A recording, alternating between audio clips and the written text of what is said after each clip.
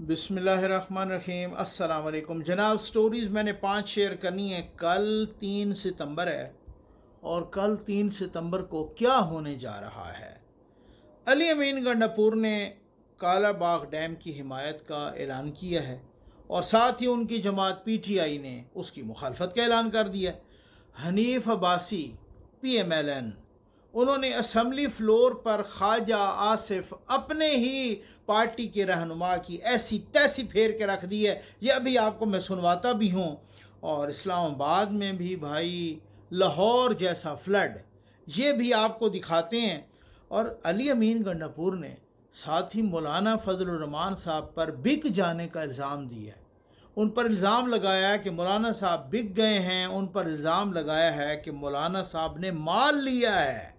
ये बहुत बड़ी बात है, इस पर भी बात करेंगे। बस जल्दी से आप चैनल सब्सक्राइब कीजिए, जहां घंटी का निशान बना उसे प्रेस कीजिए ताकि हर नई आने वाली वीडियो आप तक पहुंचती रहे, आपको पूछना न पड़े। हमारे वाटर प्रोजेक्ट्स लग रहे हैं, आप प्यासों को प्यास बुझाने का सिलसिला जारी रहना चाहिए।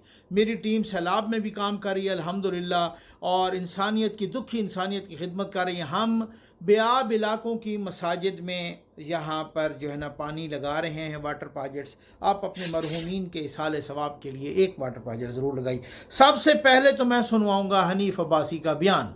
आपको ये तो याद है, ख्वाजा आसिफ साहब ने कहा कि हमारे सियाल, ये मैंने आपको वीडियो 2 दफ़ा दिखा चुका हूँ। हमारे सियालकोट में एक ठेकेदार साहब हैं और वो ठेकेदार साहब सड़कें बना रहे हैं, पुलें बना रहे हैं, पाइप डाल रहे हैं, वो सड़कें बैठ रही हैं, पाइप बैठ रहे हैं।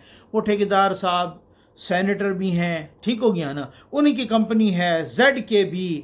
आपको कल इस पे मैंने तफसील से प्रोग्राम किया था। ख्वाजा आसिफ साहब ने कहा था और हम उसका बिगाड़ भी कुछ नहीं सकते। ठीक, इससे पहले ख्वाजा आसिफ साहब ने कहा था कि फ़लाँ मुल्क में ब्यूरोक्रेसी बड़े बड़े प्लाट ले रही है, प्रॉपर्टीज़ ले रही है, यहाँ से पैसा निकाल के वहाँ पे अरबों रुपए की इन्वेस्टमेंट कर रही है। ठीक, आज ये हनीफ अब्बासी साहब उन्हीं की जमात के PMLN के, उन्होंने ख्वाजा आसिफ की असम्बली फ्लोर पर नाम लिए बग़ैर ऐसी तैसी फेर दी है। नाम लें या न लें, खुद आप अपना तारुफ हवा बहार की है। मेरे ख्याल है ये जो बातें उन्होंने की है ना, नाम शाम लेने की ज़रूरत ही कोई नहीं। ये लीजिए। मैं खुद हुकूमती कैबिनेट का हिस्सा हूं कि हमें बड़ा शौक चढ़ा हुआ है कि हम यहाँ पर बैठ के ब्यूरोक्रेसी को गालम गलोच कर रहे होते हैं, अपनी शोहरत के लिए अपने ही ऐवान पे इल्ज़ाम तराशी कर रहे होते हैं, कभी हम अपने ही निज़ाम को हाइब्रिड निज़ाम कह रहे होते हैं।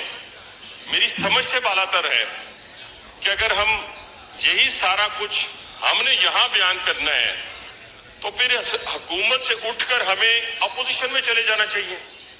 ये बातें अपोजिशन वाली हुकूमती बेंचों में जेब नहीं देती। और दूसरा, जनाब स्पीकर, आज तक मैंने कभी नहीं सुना कि मैं रावलपिंडी की बात ये करूं कि रावलपिंडी में इंक्रोचमेंट है और मैं उसका जिम्मेदार नहीं हूं। ये कैसे मुमकिन है कि रावलपिंडी का हॉस्पिटल खराब हो, रावलपिंडी की ट्रांसपोर्ट अच्छी ना हो, रावलपिंडी के तालीमी इदारे अच्छे ना हो, और आप कहें, मैं यहाँ पे आके खड़ा होके कहूँ, देखें जी वो तो तबाही होगी जी, बर्बादी होगी जी। सुन लिया आपने। वो कहते हैं आप हुकूमत में बैठ के सच ना बोलें, ये सच अपोजिशन में बोला जाता है।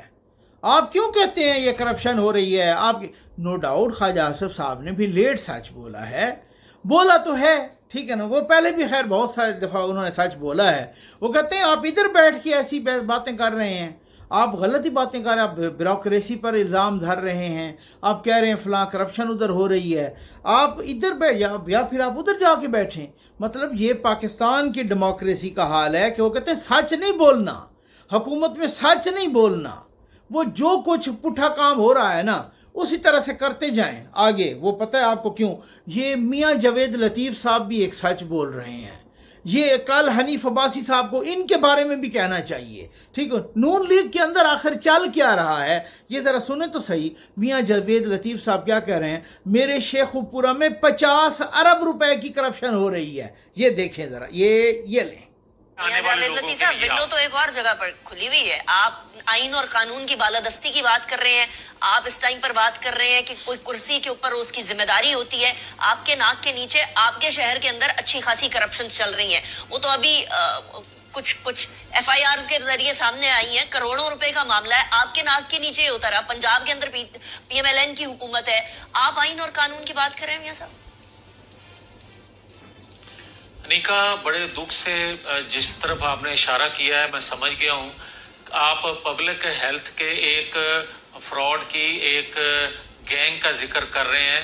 ये करोड़ों का नहीं, मैं इतराफ कर रहा हूँ कि ये 40-50 अरब का डाका है जो पंजाब के बजट पे, पंजाब के पैसे पे इन लोगों ने मारा, जो साल हर साल से एक ही जगह मौजूद हैं और इनकी कभी पोस्टिंग ट्रांसफर इस शेखुपुरा से दूर नहीं हुई, बल्कि एडिशनल चार्ज इनको मिलता रहा। सुन लिया, ये शुक्र है मैंने अपने लोगों की, ख्वाजा आसिफ की, मियाँ जवेद लतीफ़ की, इनकी सुना दी। अदरवाइज कुछ पटवारी तो बिल्कुल ही ऐसे ही ना, मतलब मैं जैसे कहता हूँ ना, यूथियों को तो अपर चैम्बर फारिग है, कुछ पटवारी ऐसे हैं जिनका अपर चैम्बर है ही कोई नहीं।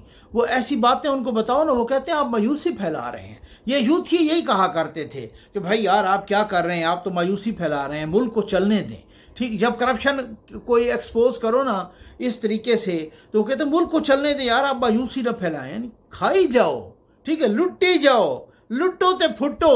आप समझ आ गई आपको, ठीक है ना। अच्छा, ये कर कौन रहे हैं करप्शन? ये मैं पूरे वसूख से कह रहा हूँ, ये नून लीग नहीं कर रही बतौर जमात। अब ये कौन कर रहा है, और नून लीग की नाक तले हो रहा है, और वो बोल भी नहीं सकते बेचारे, इतने मजबूर हैं, तो फिर छोड़ दें हुकूमत। बस ये इतनी सी बात थी। आ जाएं भाई, आ जाएं। ज़रा अली अमीन गंडापुर ने कहा है कि मौलाना साहब बिक गए हैं। अच्छा, ये क्या चक्कर है?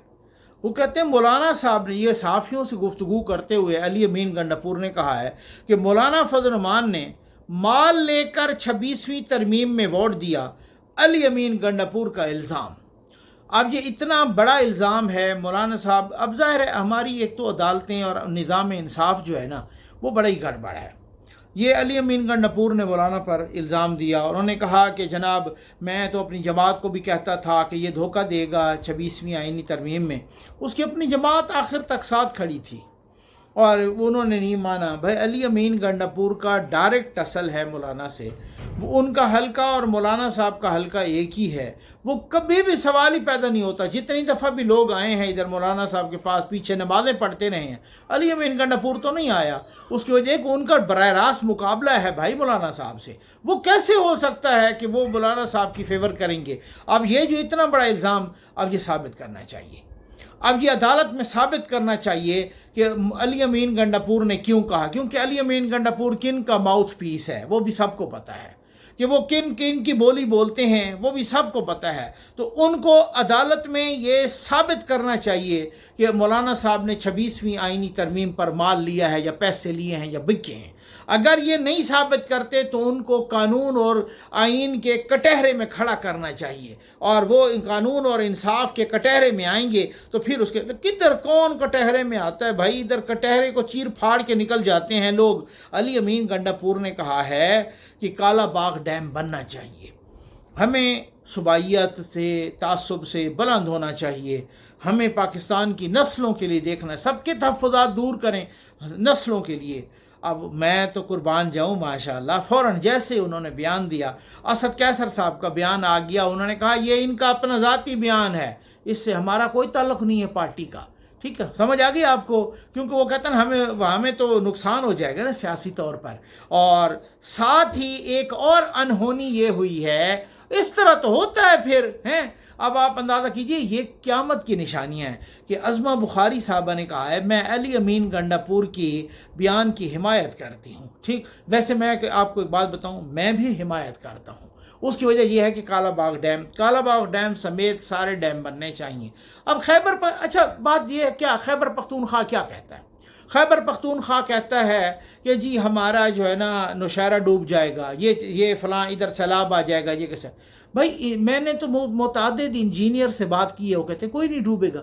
अच्छा बैठ जाओ, मज़ाकरात करो, इंजीनियरिंग कहाँ पहुँच चुकी है, आप उनको वो करें कि जनाब बिल्कुल नहीं डूबेगा, इस तरीके से कंस्ट्रक्शन उनकी की जाए, ये हो जाए वो हो जाए, जो वहाँ से ज़मीनें ख़त्म हो, जो वहाँ से लोगों की नकल मकानी हो, उनको सही तरीके से कंपनसेट किया जाए तो हो सकता है। अच्छा सिंध क्या कहता है? सिंध कहता है हमारा पानी रोक लेगा पंजाब, और जब पंजाब पानी रोकेगा ना तो हमारी ज़मीनें खुश्क हो जाएंगी। इस दौरान जब दरिया में बहाव कम हो जाएगा ना तो ये तकरीबन कोटली बिराज के साथ वो डेल्टा शेल्टा के इलाकों के साथ समंदर का पानी दाखिल हो जाएगा और ज़ेर ज़मीन भी चला जाएगा, वो होता है नमकीन, हमारे किसान तबाह बर्बाद हो जाएंगे। तो भाई इसका भी तो इलाज है, आप उनसे रिटर्न मुआहदा करें कि पंजाब पानी नहीं रोकेगा, कोई साथ उस रिटर्न मुआहदे में सुप्रीम कोर्ट को डालें, इधर उधर जो भी आप एक ऐसी बात तो कोई नहीं है, कोई दो मुल्कों के दरमियान भी मुआहदे रहते हैं, दुश्मन मुल्कों में भी रहते हैं, ऐसी कोई बात नहीं, ये तो दो एक ही मुल्क के सूबे हैं। तो अब आप अंदाज़ा कीजिए कि वो ये कोई इतनी बड़ी कोई तहफ़्फ़ुज़ात के कोई इतने बड़े डिफरेंसेस हैं, ये सिर्फ ज़िद है, ये सिर्फ सियासत है, ये सिर्फ अना है। इसको आज कहाँ इंजीनियरिंग पहुँच गई, कहाँ साइंस एंड टेक्नोलॉजी पहुँच गई, कहाँ पर पहुँच, कितने कितने लोग कैसे कैसे। सिंध हुकूमत ने को 4 करारदादें पास की थी 2012 में, किसके खिलाफ? काला बाग डैम के खिलाफ। अभी 6 नहरों का मामला आया तो सिंध हुकूमत ने एक और करारदाद अभी ये थोड़ा अर्सा पहले 2025 में वो पास कर दी, एक करारदाद नहरों के खिलाफ पास कर दी। अगर वो 6 नहरें होती, बेशक मैं कहता हूँ वो नहरें बांध पड़ी हों, जब दरियाए सिंध का पानी कम हो वो नहरें बंद हों, जब पानी सही हो फिर वो नहरें चालू हो जाएं, फिर उसके बाद जो है ना इस तरह का जब सैलाब हो 6 नहरें ये सिंध की ज़मीनों को सैलाब करेंगे, ना कोई सैलाब आएगा ना कुछ होगा वहाँ से, ना कोई बांध तोड़ना पड़ेगा, ना कोई धमाके करने पड़ेंगे। 6 नहरें अगर निकली हुई होंगी वो आराम से इत्मीनान से पानी को ले जाएंगी आपके उसमें। कौन करे? यहाँ तो अनापरस्ती है भाई बहुत सारी, यहाँ तो लॉबीज़ हैं, लॉबीज़। अब मैं कुछ कहूँगा तो फिर कहेंगे कि इल्ज़ाम लगाता है, यहाँ तो मुबैना तौर पर दुश्मनों की भी लॉबीज़ हैं, ये मैं आपको बता दूं। अब यही होता है ना, ये आप देख, इस्लामाबाद में लाहौर जैसा फ्लड आ गया, ठीक है, कल बारिश हुई है, कल, हालांकि आप यकीन करें बात वही है। मैं एक सोशल मीडिया पर एक तहरीर चल रही थी और तहरीर है जनाब आमना जंजुआ की, जानते हैं, बहुत ही मारूफ मशहूर आमना जंजुआ। उन्होंने लिखा, मुख्तसर सी तहरीर है, उन्होंने लिखा कि कुछ साल पहले तक इस्लामाबाद में बारिश होती तो लोग गाड़ी निकालते, म्यूज़िक ऑन करते और लॉन्ग ड्राइव पर निकल पड़ते, बारिश में भीगते, काफ़ी चलती, शहर के रेस्टोरेंट और ढाबों पर रश लगता। इस्लामाबाद वालों ने अर्बन फ्लडिंग के मनाज़र कराची, लाहौर जैसे गुंजान आबाद शहरों में तो देखे थे, लेकिन अब सूरत हाल ऐसी है कि बारिश हुई है तो लोग खुद को, गाड़ियों और घरों को बारिश के पानी से बचाते हैं। जो लोग दुआ करते थे कि बादल बरसते रहें और हम उसका लुत्फ़ उठाते रहें, आज वही बारिश को ज़हमत महसूस कर रहे हैं। ज़िम्मेदार उसको मौसमियाती तब्दीली कहकर बच रहे हैं। जो शहरी इस्लामाबाद के अतराफ़ में हाउसिंग सोसाइटीज़ और हुकूमती नए प्रोजेक्ट्स पर खुश हो रहे थे कि इस्लामाबाद देखो जो डेवलप हो रहा है, अब चखें मज़ा उस तरक्की का, हुण घिन मज़े तब्दीली दे हैं। समझ आ गई आपको? हमारे मुल्क में डेवलपमेंट ऐसी होती है, दरख्त काटे जाते हैं, 5-10 लाख आबादी के शहर को खचा खच भर दिया गया, नाअहल ब्यूरोक्रेसी के स्टूपिड फैसलों के रहमो करम पर शहर को छोड़ दिया गया। अभी नए प्रोजेक्ट्स की आड़ में इस शहर की शक्ल मज़ीद बिगाड़ी जाएगी। बारिशें गैर मामूली हों या पूरा सीज़न ड्राई गुजर जाए, दोनों सूरतों में ज़िम्मेदार इंतज़ामिया है, ज़िम्मेदार हम खुद लोग हैं। ये बिल्कुल बात ठीक है। इसी तरह की यही ज़िम्मेदारी और यही लोग होते हैं, यही सूरत हाल होती है। इसी तरह का कि अगर ये तो इस्लामाबाद की बात, और क्यों होता है बिल्कुल ऐसे ही। आप यकीन करें, मैं प्रेडिक्शन देख के बाहर निकलता हूँ کہ یار یہ کہیں ایسا نہ ہو خدا نہ خواستہ بارش ہو جائے. اور یہ تو آپ کو پتہ ہے آج کل کیا ہو رہا ہے پنڈی اسلام آباد میں، کتنی گاڑیاں بہہ گئیں، کتنے اس طریقے. تو مطلب کہنے کا یہ ہے کہ یہ بالکل بات ٹھیک ہے کہ جس طریقے کا ہم اپنے پیر پر آپ ہی کلاڑی مار رہے ہیں.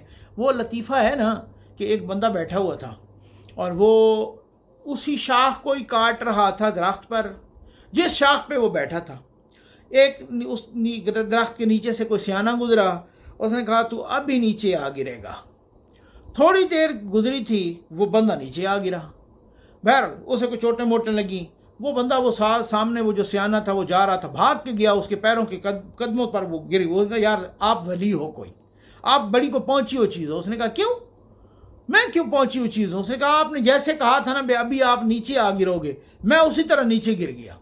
تو اس نے کہا میں پہنچی ہوئی چیز کوئی نہیں ہوں، تیری عقل فارغ ہے. تو اسی شاخ پہ بیٹھ کے اسی شاخ کو کاٹ رہا تھا تو پھر نیچے نہیں گرنا تھا؟ تو پھر کیا؟ یہ بھی وہی حالت ہے کہ ہم انہی شہروں میں رہ کے اسی تھالی میں کھا کے اسی میں چھید کر رہے ہیں، انہی شہروں میں رہ کے انہی شہروں کے جنگلات کاٹ رہے ہیں، انہی شہروں میں سوسائٹیاں بنا رہے ہیں، انہی شہروں کے نالے بند کر رہے ہیں، پانی کی آبی گزرگاہوں کے اوپر ہم جو ہے نا سوسائٹیاں بنا رہے ہیں. تو پھر یہی ہوگا نا. پھر اسی طریقے کل ہے جناب 3 ستمبر، آ جائیے کیا ہونے لگا ہے 3 ستمبر کو. اچھا 2 ستمبر، آج 2 ستمبر ہے نا. 2 ستمبر کو جنگ عظیم دوئم ختم ہوئی تھی، خاتمہ ہو گیا تھا جنگ عظیم دوئم کا. ٹھیک ہو گیا. اچھا جنگ عظیم دوئم سیکنڈ ورلڈ وار سیکنڈ ختم ہو گئی 2 ستمبر کو. ٹھیک. اور یہ ختم کیسے ہوئی تھی؟ یہ جاپان نے یہ سرنڈر کے ڈاکومنٹس پہ سائن کیے تھے. جاپان نے سائن کیے تھے سرنڈر کے ڈاکومنٹس پہ، اور انہوں نے شکست کے ڈاکومنٹس پہ، شکست کے معاہدے پر جاپان نے یہ دستخط کیے تھے. جنگ ختم. ٹھیک. جاپان تباہ برباد ہو گیا تھا. ہیروشیما، ناگاساکی، یہاں تک کہ ٹوکیو پر بھی بمباری ہوئی تھی. اور اتنی بمباری ہوئی تھی، امریکہ نے یہ ہیروشیما اور ناگاساکی سے پہلے کیا تھا. ٹوکیو پر 1 لاکھ بندہ ٹوکیو میں مر گیا تھا. وہاں تو 2-3 لاکھ بندے مر گئے تھے نا. ٹھیک ہے نا. اور یہ پھر اس کے بعد آج ہی کے دن 2 ستمبر کو جاپان میں امریکہ کے ایک جہاز کے اندر بیٹھ کر، جہاں پہ چین کے جرنیل بھی تھے، روس کے بھی تھے، امریکہ کے بھی تھے، باقی لوگ بھی بہت سارے تھے، جاپان کے بھی تھے، دستخط ہوئے تھے اور جاپان نے ہار مان لی تھی. جنگ عظیم دوئم ختم ہو گئی تھی. برطانیہ اور وہ جرمنی نے تو پہلے ہار مان لی تھی. اپریل 1945 میں ہٹلر نے خودکشی کی تھی. اپریل 1945 اس میں ہٹلر نے خودکشی کی تھی. 8 مئی 1945 کو جرمنی نے ہتھیار ڈال دیے. جرمنی نے اعلان کر دیا جنگ کے خاتمے کا، اور وہ تو ادھر ہی خاتمہ. یہ جناب جاپان کو پڑی تھی کہ وہ بار بار پرل ہاربر پہ بھی جائے اور بار بار جو ہے نا اور بھی. تو انہوں نے جو ہے نا مطلب اگست تک لگے رہے، اور وہ امریکہ نے پھر یہ اگست میں پھینکے تھے. یہ کوئی ایک غالباً 6 اگست 1945 کو پھینکا تھا اور ایک 9 اگست 1900. اگر جاپان بھی جرمنی کے ساتھ ہی ہتھیار ڈال دیتا تو پھر یہ ہیروشیما اور ناگاساکی پر بم نہ گرتے. ٹھیک ہے نا، ایٹامک بم. اگر یہ اس وقت، کیونکہ انہوں نے ہتھیار نہیں ڈالے، انہوں نے جنگ جاری رکھی. اس وجہ سے 2 ستمبر، اس وجہ سے چین کے اندر جو ہو رہا ہے نا SCO اجلاس، صرف SCO اجلاس نہیں ہو رہا. چین کے اندر کل ایک پریڈ ہو رہی ہے، اسے کہتے ہیں یوم فتح کی پریڈ، اور یہ ہر سال ہوتی ہے. لیکن جب یہ 10 سال کے بعد نا، اب یہ پیچھے 2015 میں بھی ہوئی تھی 70ویں سالگرہ، اب یہ 2025 میں ہو رہی ہے 80th سالگرہ. ٹھیک ہے نا، 80 سالگرہ ہے، 80 نمبر. تو یہ اس یوم فتح مناتے ہیں، کیونکہ اس وقت چائنا، رشیا، برطانیہ اور امریکہ یہ سارے ایک پر تھے. ٹھیک ہے نا، سمجھ آ گئی ہے نا، یہ اتحادی تھے. اور فرانس یہ بھی اتحادی تھی. اور ہٹلر جناب چڑھ کے آئے ان پہ، یہاں تک کہ 1940 میں جرمنی نے فرانس پر قبضہ کر لیا تھا. اور وہ قبضہ 1-2 مہینے نہیں، پورے 4 سال رہا تھا پیرس جرمنی کے قبضے میں. اور 1944 میں پھر جو ہے نا وہ قبضہ چھڑایا گیا تھا، وہ بھی اتحادی ساری کی ساری فوجیں بہت ساری مل کے ان کی فرانس کی ایک بندرگاہ پر اتری تھیں، تو پھر وہ گھیرا شیرا ڈالا، تو یہ وہ سارا کچھ کیا، تو پھر 1944 میں فروری غالباً یا جنوری 1944 وہاں انہوں نے وہ قبضہ واگزار کروایا تھا، ٹھیک ہے نا۔ تو یہ یوم فتح منایا جاتا ہے چین میں، اور اب ظاہر ہے اب حالات تبدیل ہیں، اب بڑی باتیں ہیں جناب۔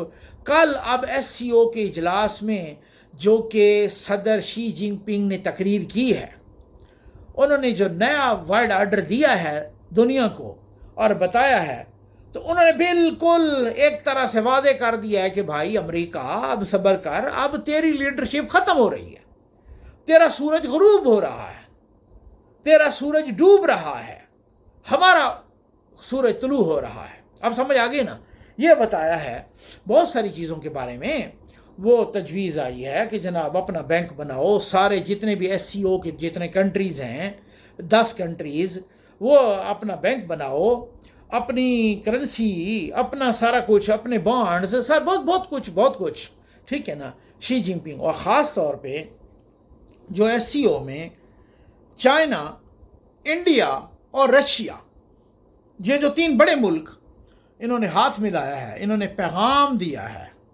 یہ پریڈ تو ہوتی رہتی ہے ہر سال بھی اور 10 سال کے بعد بھی، لیکن اس دفعہ جاپان کو جتنا چڑھایا ہے اور اس دفعہ جتنا چڑھایا ہے وہاں ٹرمپ صاحب کو کہ بھائی آپ جو ٹیرف لگا رہے ہو، ہم آپ کے ٹیرف کو نہیں مانتے ہیں۔ سمجھ آ گئی ہے نا آپ کو نا۔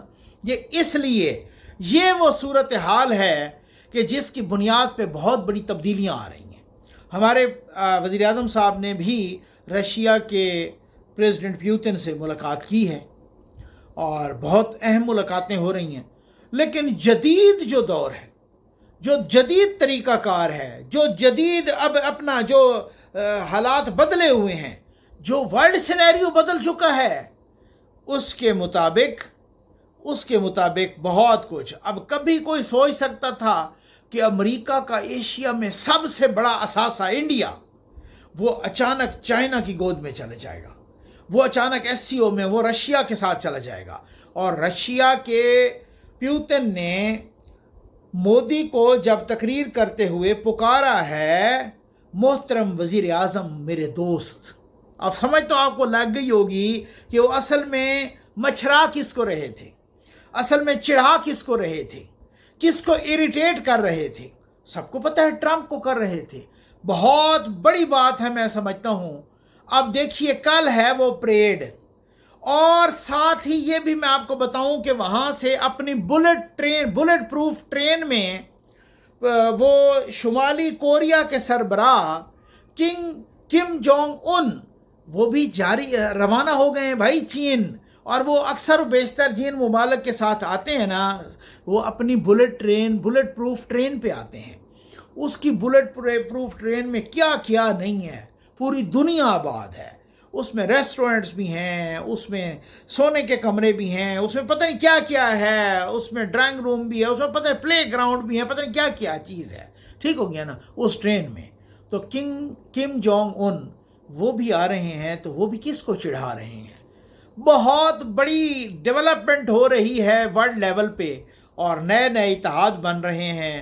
اور آج ایک اور بات بھی میں آپ کو ساتھ بتا دوں کہ بیلجیم نے فلسطین کو تسلیم کرنے کا اعلان کیا ہے۔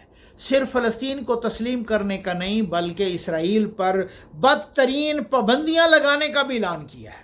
اس سے پہلے برطانیہ بھی کر چکا ہے یہی اعلان کہ ہم ستمبر میں جب اس کا اقوام متحدہ کی جنرل اسمبلی کا اجلاس ہوگا تب ہم اعلان کریں گے۔ کینیڈا بھی کر چکا، فرانس بھی کر چکا، اور بھی کچھ ملک کر چکے ہیں، تو بیلجیم نے بھی آج کر دیا۔